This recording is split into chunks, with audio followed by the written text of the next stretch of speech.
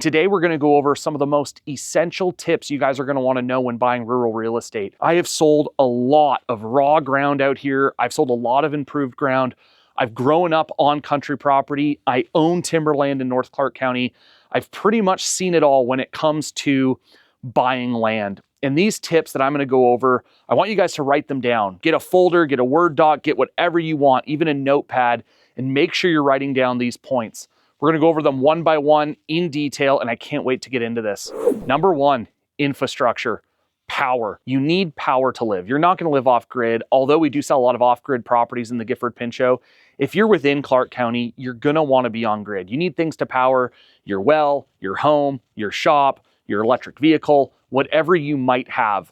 But is that power already at the site that you're about to purchase? Or is it at the road? Or does it stop at the neighbor's house? How many feet do you actually need to run power up? Make sure you're bringing up enough power, or if there's already power at the property, make sure it's enough and it's suitable for what you're going to be building. You might have enough power to build a shop, but you have enough power to build a house, or vice versa. You might have enough power to just build the house, but you have enough power to build the shop. So make sure you're bringing up enough power.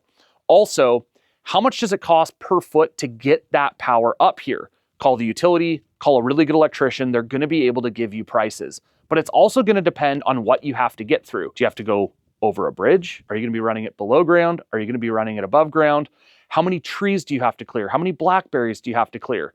Do you have to go through a neighbor's property to get the power from the road to your property? Typically, you'll have an ingress and egress easement, but they're usually ingress, egress, and utility easements. So you should be able to run your utility along the road that it takes to get you up to your house. But make sure that on that easement, it also mentions that it's a utility easement. All right, guys, that's power. Now let's go into septic. If you're buying raw land, or if you're buying something that's already improved, what's the age of that septic system? Now you're saying, Jared, if it's raw land, it's going to be a new septic system. Wrong. That property may have had a home on it that was demolished and they kept the septic system. It also might have had a manufactured home on it that they got rid of the manufactured home, but left the septic in place. We see that all the time.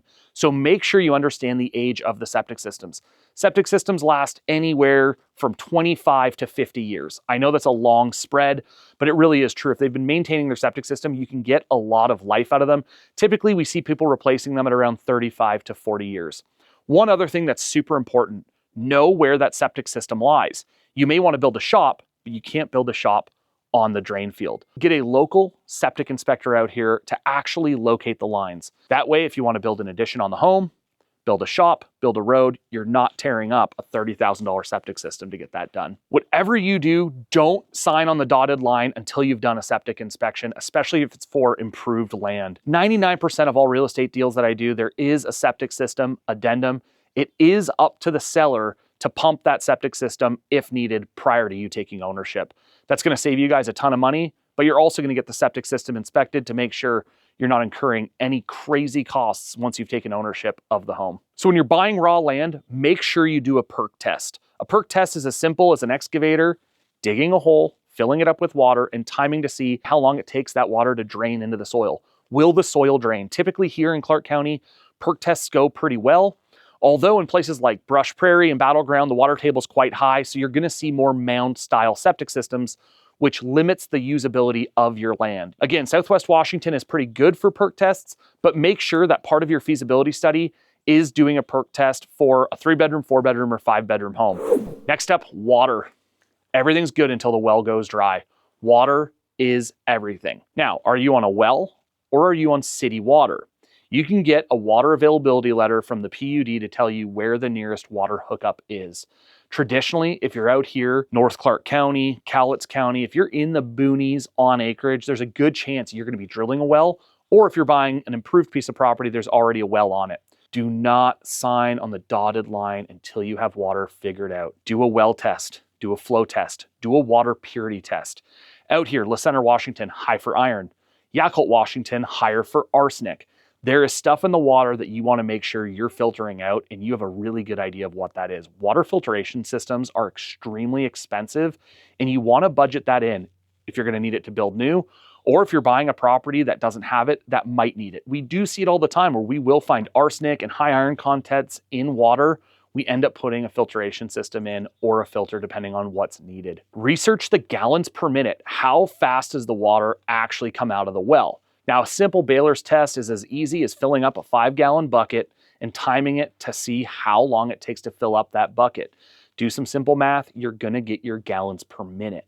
Out here, I can't tell you what an average gallons per minute is because water is super unpredictable. You can go anywhere from half a gallon a minute to 50 gallons a minute. I've sold and bought both properties like that.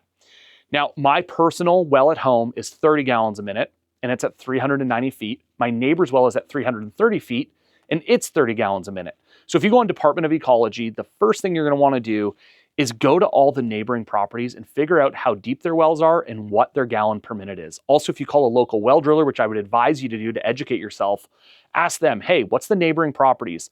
This is the area I'm thinking about buying. How is the water? Is it high for arsenic? Is it high for iron?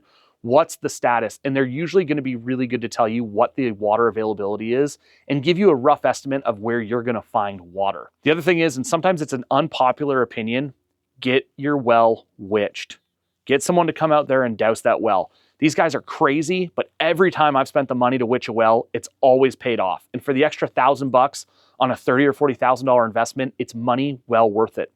One other thing to keep in mind, you pay the well driller either way, whether they find water or not. So make sure you're being conservative with your budgets. Budget a lot of money for a well and a well pump, and make sure you're able to get that water to your final destination. Sometimes you can have a well that's 200 feet away from the house and you're having to trench a water line from that wellhead into your well house where your pressure tank is, from that pressure tank into your home. That can get costly. And just remember, you're running power for all of that distance as well. If you're buying a property that's on public water, sometimes you will need an easement to get from that public water hookup over to your building lot. The PUD makes it really simple. They have a water easement. Usually a neighbor will sign it without an issue. Sometimes you have to pay them a few bucks, but it's a really simple process typically to get water over someone else's property into yours, depending on the undulation of the land. If you're going up hills and down cliffs and through creeks, that's a totally different story. But if it's as simple as crossing over someone's corner of their property to get you water, it's usually not a big deal. Also, wells are not cheap. You're typically between $78 and $90 a foot.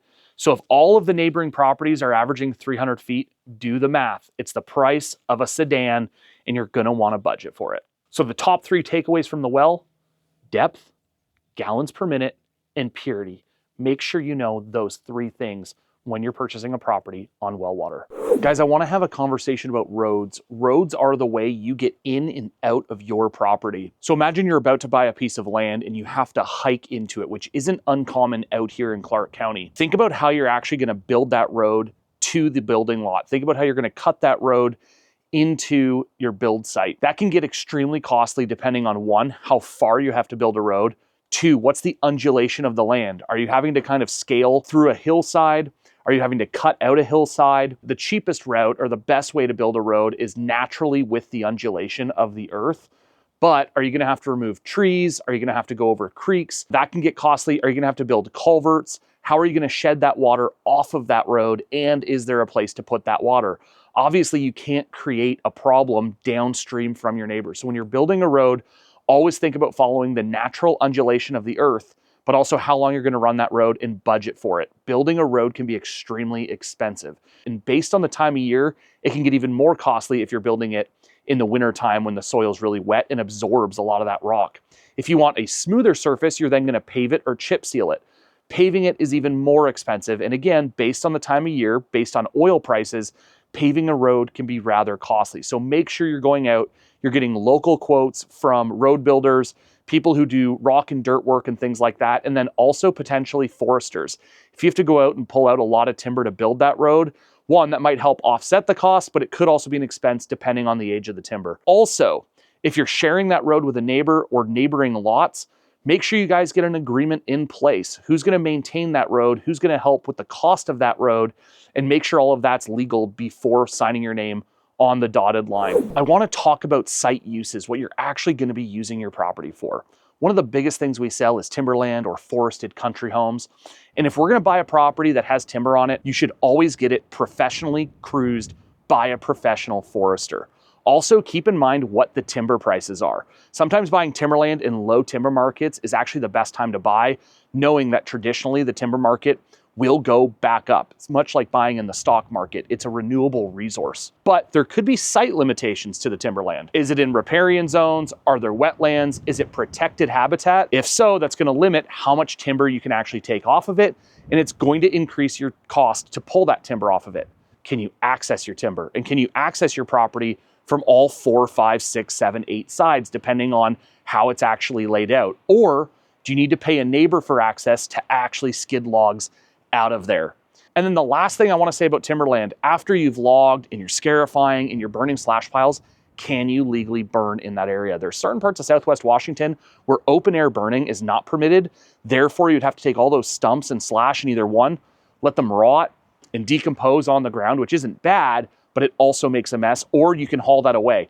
At that point, it's probably not going to be profitable to actually take the timber off the property. So just keep those ongoing costs in mind. Now, timber is one of the few hidden values that we find in properties out here all the time. So let's say we buy 20 acres. Let's say 10 of that has a mature timber stand. Let's assume we're in a good timber market, and let's assume those trees are ready to actually be cut. They're a commercial size. If so, you can buy a lot that has trees on them, log it off, sell that timber, and then use that to improve your property. Whether that's building up roads, fences, shops, houses, outbuildings, you would be surprised how much money is in the logging business. I've even represented buyers before where we've purchased 25 acres, we logged it, and it paid for what we actually paid for the lot.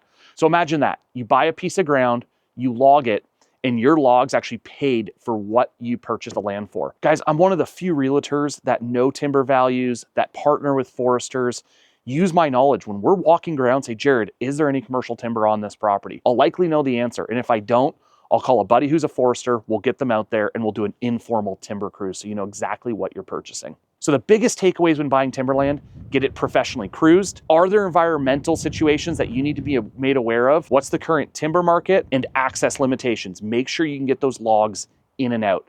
And then finally, hire a really good logger. And I can help you guys. I partner with a lot of different loggers. We need to get them out and find the best price to get that timber out of here. Now, don't forget, the cheapest is not always the best. There's a lot of cleanup involved in logging, and you want to make sure you cover that, especially if you're going to be building on that property. All right, now if you guys are buying pasture land, you're buying stuff to raise cattle, you're going to pasture horses on it, goats, etc. You want usable land. Drainage is number one. Make sure that ground drains. Out here in Brush Prairie, Washington, Battleground, Washington, you have a high clay content. In the summer, the fields look beautiful. In the winter, you're up to your waist in water. Guys, you have to make sure you're making sure that that water drains, you're checking on wetlands, and you're making sure that it's actually good for pasturing animals. Also, if it was recently forest, like let's say an alder patch, that could be really good. Alder puts a lot of nitrogen into the soil, but it can be a little bit bumpy. You can be left with stumps, which isn't the end of the world. Usually animals will get around that stuff.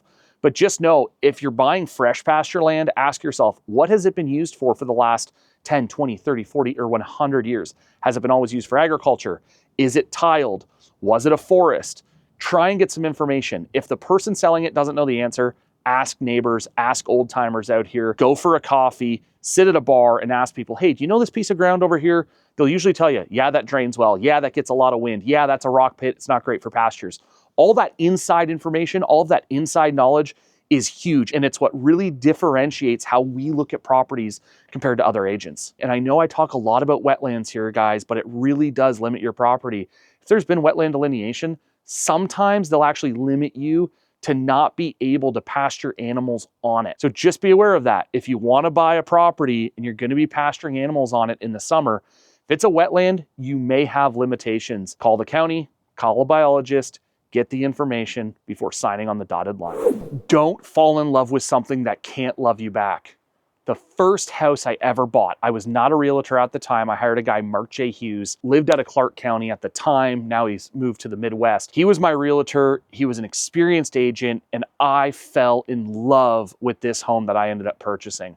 And he kept on saying, Jared, don't fall in love with something that can't love you back. It was the best advice I never took. I should have taken that advice. And I tell all of my buyers, don't love something that can't love you back. It will create blind spots. It will stop you from seeing the things you don't want to see. Things like easements, CCRs, HOAs, environmental limitations. These are big ticket items that you have to be wide open to. And if you look at everything objectively, you won't miss it. So imagine this, you buy a raw piece of land, you want to put a home on it. If those HOA restrictions stop you from building certain types of homes, you won't actually be able to do what you want to do.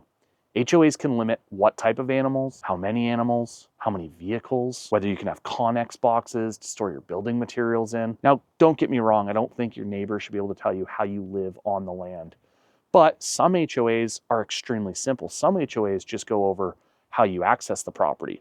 Sometimes you don't have access to a property unless the HOA has access to the property. But if you're a member of the HOA, by proxy, you don't have an access limitation. We deal with those all the time, especially for off-grid properties. CCRs, covenants, conditions, and restrictions. Again, this is going to go over things like you need to build a single level home that doesn't exceed 4,000 square feet. Or you need to build a two-story home where the first story doesn't exceed 1,500 square feet and the second story doesn't exceed 1,300 square feet. There's all sorts of little silly CC&Rs out there.